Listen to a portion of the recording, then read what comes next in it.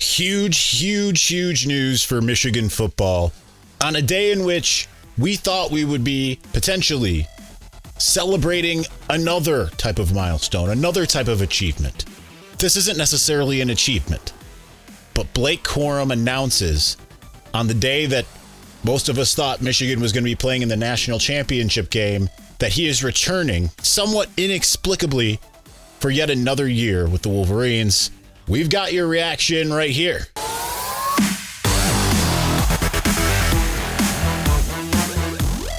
All right, so let's get into it a little bit here with Blake Corum deciding that he is going to forego going into the NFL draft in 2023. He said he has unfinished business at Michigan.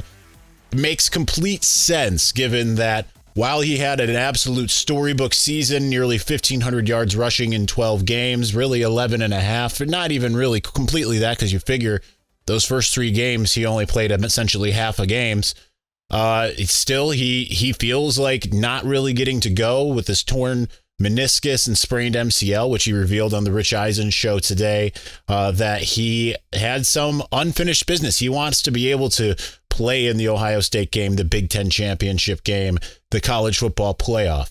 And with him coming back, the combination of him and Donovan Edwards together yet again certainly gives Michigan an opportunity to do exactly that. And I thought that they had a really great opportunity even if Corum had decided to go pro. The thing that makes this even more amazing is he does so while claiming he does not know what Jim Harbaugh is going to do. Says he does not have any idea if he's coming back or not. That he is just a Michigan man. He wants another year. He wants another crack at it. Again, citing unfinished business. That is what his graphic that he released on Twitter also said. So it is huge for Michigan because now you still have a couple guys that you're waiting to hear from, particularly those 2 guards, Trevor Keegan and Zach Zinter. But you have essentially the offensive nucleus coming back. Yes, you lose Ronnie Bell. Yes, you lose Luke Schoonmaker. But a lot of the guys who have made big impacts, at least in the Ohio State and the Purdue game, the Big Ten championship game, were those younger guys. So you're adding Blake Corum back into that fold. Of course, we're also waiting for Cornelius Johnson to find out if he is going to return or not as well. But that is just absolutely giant for Michigan because especially having the backfield, 2 guys who could potentially be Heisman candidates. I mean, Blake Corum probably was your Heisman winner had he not gotten injured. Donovan Edwards came on strong late, didn't necessarily have the best game overall in the college football playoff outside of the first run that he was able to rip off. And that gives Michigan, if both can stay healthy in 2023, extra added dimension, especially if you get Donovan Edwards back in the receiver type role where he can be either running back or a receiver. You still have JJ McCarthy.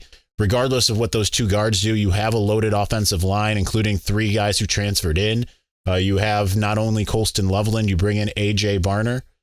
It is as loaded of an offense as Michigan has maybe ever had. Wide receiver is kind of the only question mark, which going into the season, it was not. Of course, it was something that we thought was going to be really, really big for Michigan. But Roman Wilson coming back, he had a really big college football playoff game. If you have Cornelius Johnson coming back, if those 3 guys who were freshmen who are now sophomores step up on top of Samaj Morgan and Frederick Moore, who were already on campus, I mean, it is just an absolute loaded room. And if you had Blake Corum in that college football playoff game, that game plays out a lot differently because he was able to get a lot of extra yards that Donovan Edwards hadn't been able to really. And just even having the change of pace, I think plays well for both of them. And it keeps both of them fresh as long as Michigan doesn't do what it did this last year and run him 30 times a game. I would imagine that the mindset will change somewhat as far as that's concerned because you do want to showcase his ability without running him into the ground. So as far as the Michigan offense is concerned, this is just giant because now you have a Heisman Trophy contender, probably the Heisman Trophy favorite going into this next year, which is very rare that you can say that about a non-quarterback. But considering how many, all of those, aside from Caleb Williams, the current reigning Heisman Trophy winner, all of those other candidates for Heisman Trophy are gone. And generally, they don't make the favorite as a guy who's going to repeat. And especially considering Corum was getting close to being considered the favorite, and many think that he would have won it had he stayed healthy, that certainly changes the dynamics. Michigan is going to be thought of as, at worst, a top 3 team if Jim Harbaugh returns. That's right where 24/7 Sports has Michigan in its too early top 25. Big Game Sooner, who you might know him as being a kind of a rankings guy on Twitter, has Michigan as his preseason number 1 team. And it completely makes sense. It is loaded with talent on both sides. Now it's just a matter of getting the head coach to jump on board, say he's ready to go as well.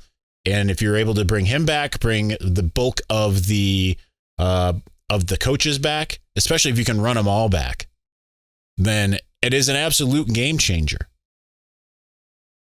This could be, we thought this year was Michigan's best chance. This upcoming year really could be, should be. It's going to be very difficult for Ohio State to suddenly turn the tide by coming back to Ann Arbor, now with a team that has never beaten Michigan, and now with Michigan's best player back, considering Michigan ran them off the field without Blake Corum on the field. It just makes this Michigan offense potentially that much more dynamic. We really saw J.J. McCarthy take some big steps forward, even if he took a step back in the in the college football playoff. He also took some steps forward, right? Able to sling the ball, throw for over 300 yards in the biggest game of his career. So while he made the mistakes, he certainly overcame them to some extent. And now you have something that's a little bit more than a safety valve in Blake Corum, who can come in and completely change things. It's going to be exciting to see what this Michigan offense looks like next year. We're going to continue talking about this thing. And by the way, we are trying a New Year's resolution here on my YouTube page. I know. We're always saying we're going to resurrect the drip. We were doing it about one day a week, but we're in the off season. I don't have nearly as much to do. I'm going to try to find 5 to 10 minutes to talk about something Michigan football or basketball related at least 3 days a week. That is the goal. We're going to at least try it out for a month, see how it works. Maybe I don't have a lot to talk about. Maybe I do. Maybe I'm just rehashing the things I talk about on Locked On Wolverines, but which you can definitely like and subscribe here. Like and subscribe over at Locked On Wolverines, that YouTube channel, and we will try to have you fully covered with everything Michigan. But that's our instant reaction to the Blake Corum news. Huge for Michigan to get a guy who was rushed for almost 1,500 yards in 12 games, and not even a full 12 games. I mean, if you really distill it down, it's probably closer to 10 games, and you're bringing him back. That is amazing. Reminiscent of those true Michigan men like Jordan Lewis and Jake Butt. So he will go down in the annals of Michigan history as one of the greats, if not for just what he did last season, even precluding what happens next season, just by this decision alone. So we will see what happens here. That's a bigger than just going out and getting good recruits. Certainly stems the need to have one of those younger guys step up, but it also gives an opportunity for a CJ Stokes to develop a little bit more. And also, even if they want to keep Kalel Mullings there to work on his ball security. So that's going to do it for us with this today. Check back on Locked On Wolverines. We will have a full-throated reaction there. We'll talk to you soon.